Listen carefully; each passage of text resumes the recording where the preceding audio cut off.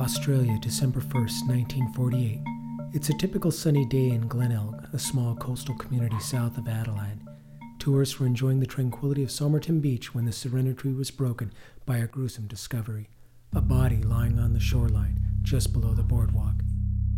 People gathered, straining to get a view, as the local constable and his men huddled around the man's body.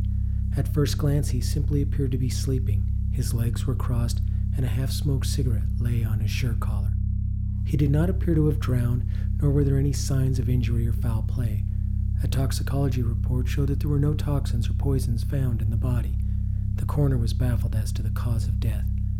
Identifying the man proved to be just as baffling. No ID or identifying marks were found on the man's body, nor did he match any missing person's description. As police began to examine the man's belongings, they noticed that all of the labels had been torn from his clothing. In his pockets were found a pack of chewing gum, cigarettes, matches, a comb, a used bus ticket, and an unused train ticket to neighboring Henley Beach. What puzzled police even more was that they couldn't find any fingerprints on the items, including those of the dead man's. As they continued searching, they found a secret pocket in his trousers. Inside there was a scrap of paper which appeared to have been torn out of a book with the words "Taman should." After further research, it was discovered that the words on the scrap of paper meant "finished." The print on the paper matched that found in a book entitled Rubaiyat of Omar Khayyam, and thus a nationwide search was launched to find the book from which the piece had been torn from. Following up on the unused train ticket, the police found an abandoned suitcase which they believed to be the man's. Inside the suitcase were strange items: a modified kitchen knife, scissors, thread which matched the thread in the man's clothing, another pack of gum, and a shaving kit. It also contained a few articles of clothing with all the labels torn, with the exception of the tie and a laundry bag, both bearing the name Thomas Keane. Search of that name yielded no information. The mystery had hit a dead end. It wasn't until 8 months later when a local man walked into the Glenelg police station. He told police that he had been parked near the beach in December and found a strange book left in his car when he returned.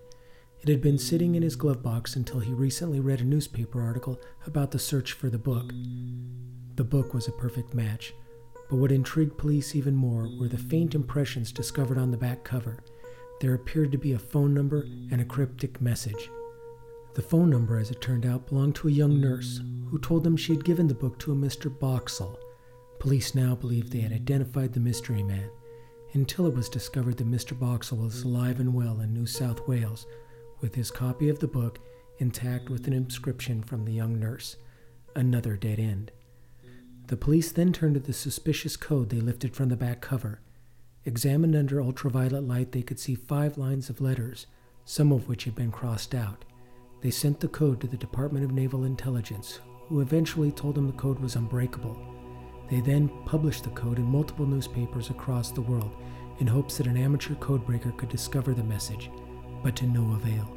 The case, after over 5 years, had hit its last dead end. Today, the grave of the unknown man still remains in Glenelg, a favorite tourist attraction. Over the decades, many theories have surfaced about the identity of the Somerton man, from a man who simply passed out on the beach and died, to a spy who had been assassinated by foreign agents. Several individuals have even claimed to be related to the deceased, even a connection to Thomas Jefferson. But to date, no evidence has been presented to his true identity, making the Somerton man one of the most enigmatic stories in history.